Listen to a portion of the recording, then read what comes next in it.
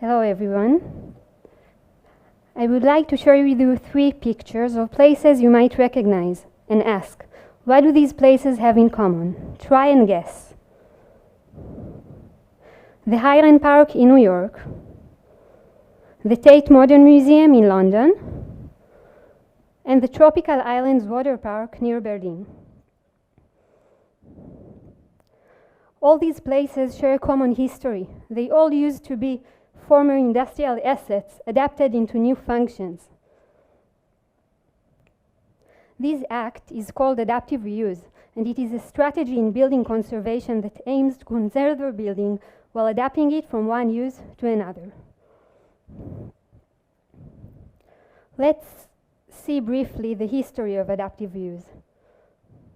Adaptive reuse is definitely not a new phenomenon. We can see evidence for it already from a long time ago, such as the old Greek temple of the Parthenon that under the Ottoman rule went to be a mosque, or the Louvre Museum that initially was built as a medieval castle, afterwards was made into a Renaissance palace, and only during the 18th century got to be the museum we all know today.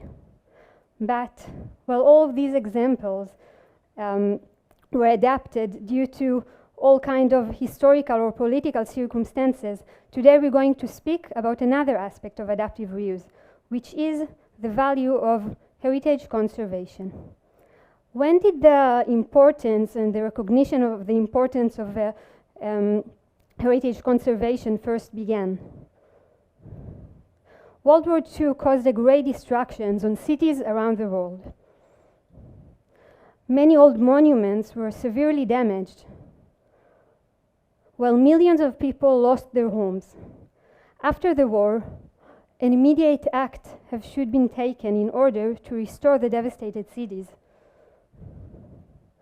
Thus, after the war, there were a building boom.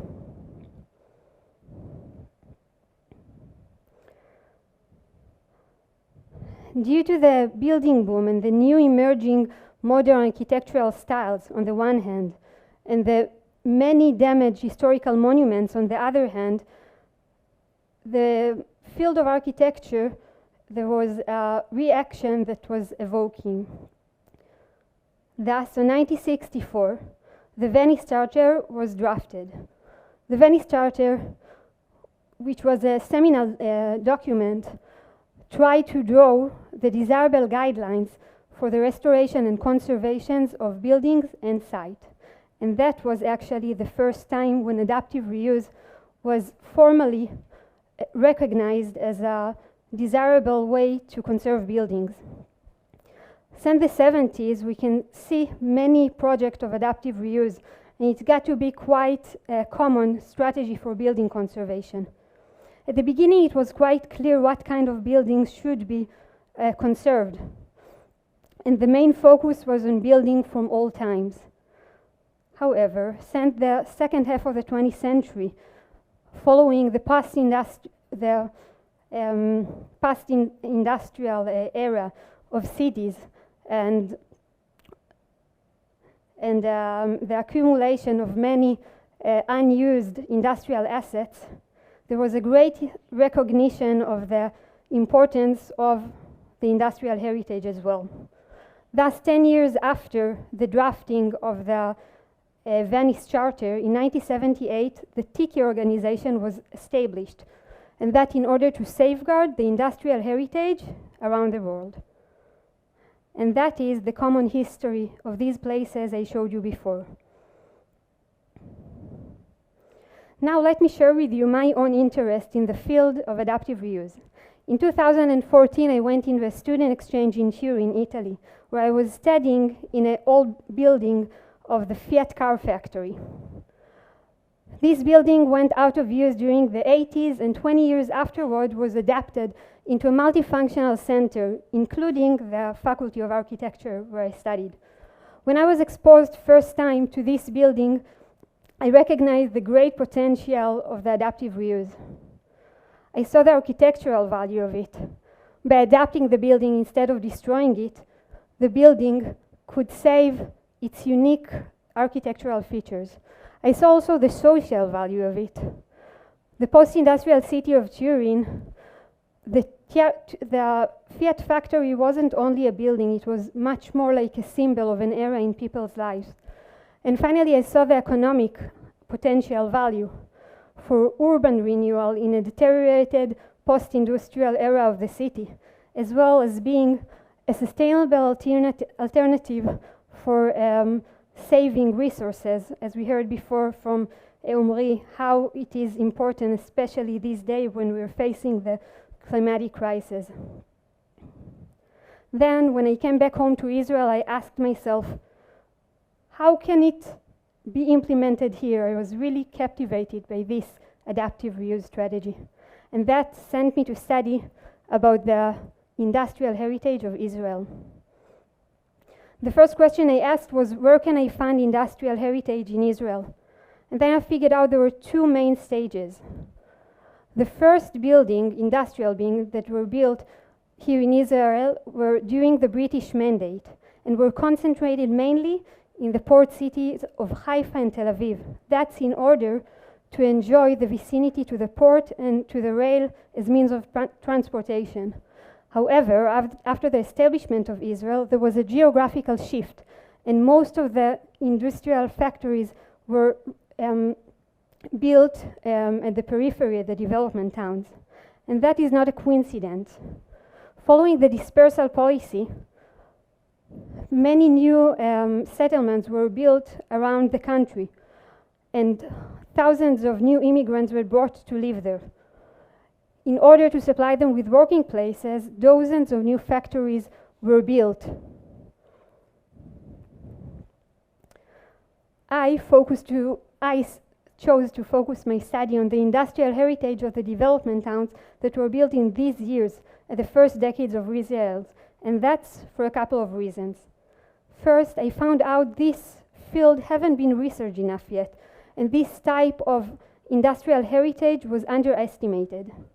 Second, I saw there is a high concentration of abandoned factories in the development towns, and therefore there is the potential for adaptive reuse.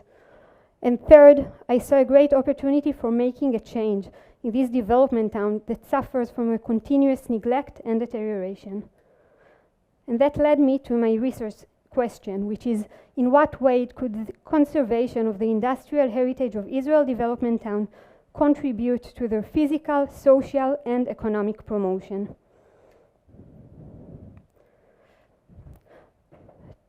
To show you a bit of the values embodied in this type of factories, I would like to briefly present the case study of Kitan Dimona that showcase the story of many other more factories.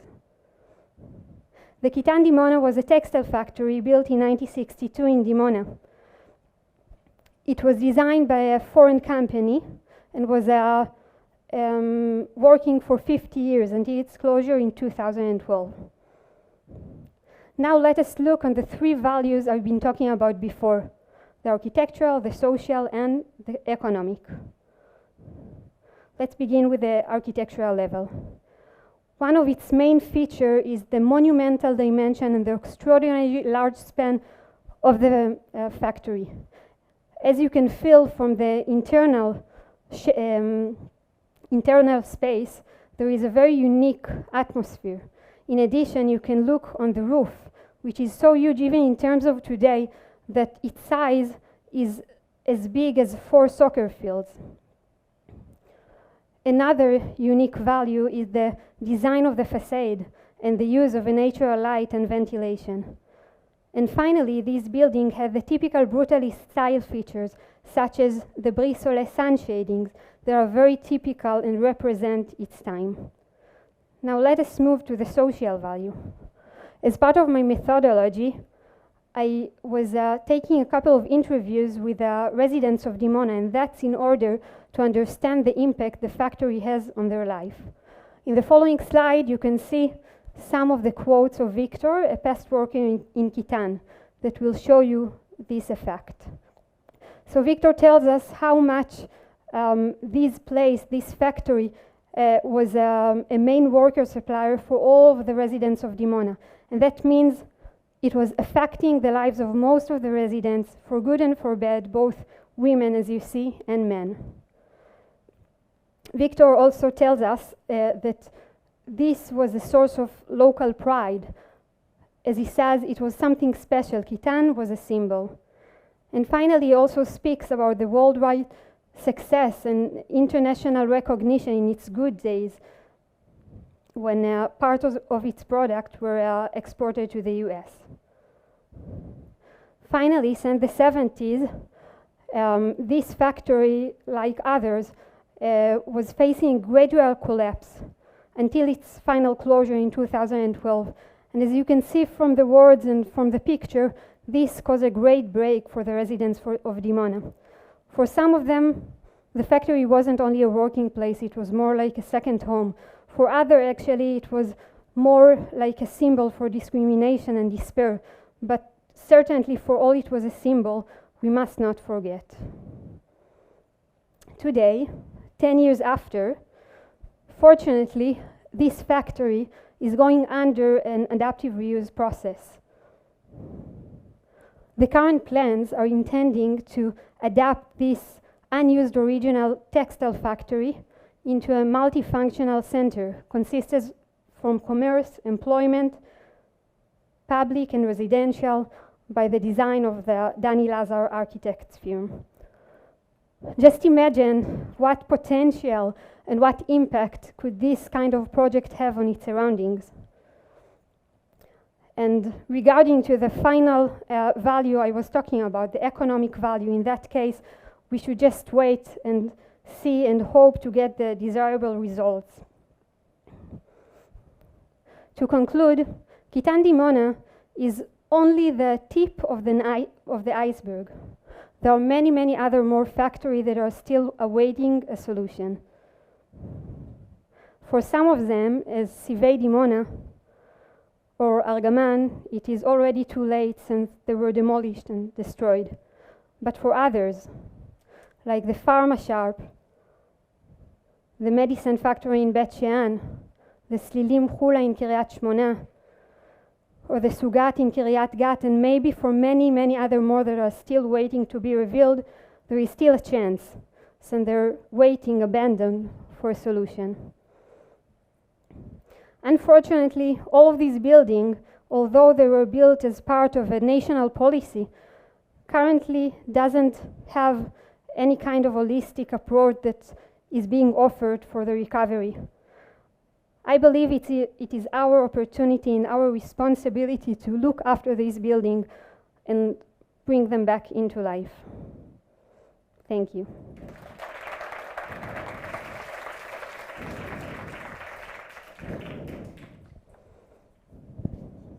Hi, my name is Doron. Thank you for the talk. It was fascinating.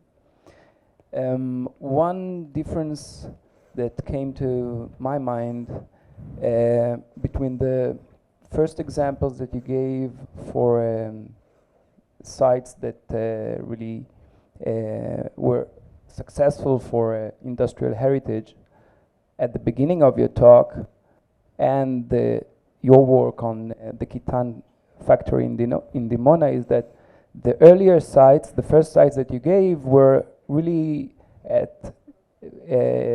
were situated in large cities, in metropolises like Paris, London, Berlin. And my question is, how do you think it will affect the success of the Kitan factory in terms of its economic or prospective economic value, and will it affect, or how it will be? Okay, so thanks a lot. It's a great question. And I think if to conclude the topic of what you're saying is, you're talking about context. And context, of course, urban context is a very important thing when we're thinking about the potential success of an architectural project. And of course, this is one of the challenges, definitely. But I could see here a couple of points of potential, specifically in these places of the development towns. First, you must remember these are quite compact places, which means it could affect more easily, I think, on its surroundings, because in that case of Dimona, for instance, you can go by walking 10 minutes from the city center to the factory, even though it's on the surrounding of the city, which make it more connected. Another phenomenon in urban renewal, and it's also seems to be here, is the what called frog leap, which means during time cities and also the development towns are getting bigger, and that's how, although these factories were built as part of the zoning approach at the vicinity to the city, now when there is new buildings, they are going to be planned also from the other side, and that's how it's going to kind of swallow the factory and be much more central. I think there are, of course, another aspects like the economic aspect, which in much bigger and main cities like Berlin, New York, or London, it's much more easier maybe to do the effect, but I think that because these development towns are lacking so many programs, to pick the right new functions for it could do much even bigger effect. Think about it, that in these places many times you can find programs like functions like a cinema or a library, and I think this is part of the strength. You have much more potential, but much more also problems to achieve it, that's true. But I guess time will tell if it will do the work. Thank you.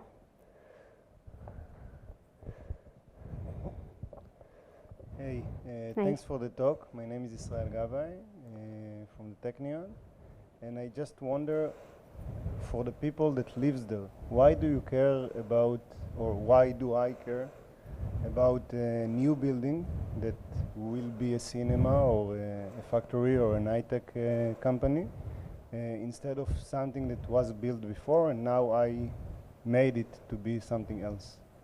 Okay, thank you. First, I think it depends. I'm quite sure not for everyone, not every resident of Dimona will have the same passion I have for this building, for sure.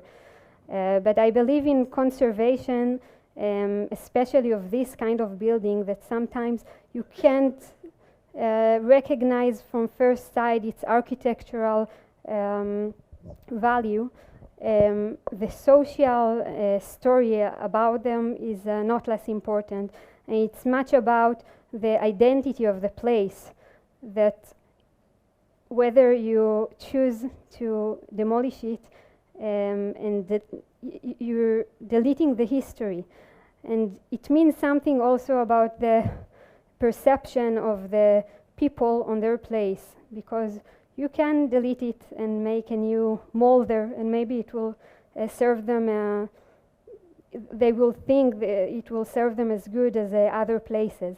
But I think it's something more principle, that you say this place have an history and we would like to conserve it in some way, and it's part of the identity of the place, and we can take it as a strength of the place, and not only as something that is functional. It's more about the symbolism of the place, and I think maybe the answer is. Hi, I'm Shachar. I'm from Tel Aviv University. It's very much related to the first question. You talked about adaptive reuse as like a global universal strategy applied in many places. And is there like, and the examples you showed, I was aware of London and New York and so on. Is there like a very inherent difference in how this strategy is applied to industrial towns, industrial cities, compared to like large metropolises that are a center of culture as well? Like, is there, when the town is built around a factory or mines or something like that, or a port, is it applied differently inherently? It's a great question. Unfortunately, I couldn't give you an answer because there is much more I need to learn about it, but that's true. There is a a whole field of study about it's called the company towns, or the post-industrial cities, like Detroit, for instance, is one of the most famous examples. And I should go more deeply on this field to realize the differences and how to do it right. Thanks. Thank you very much.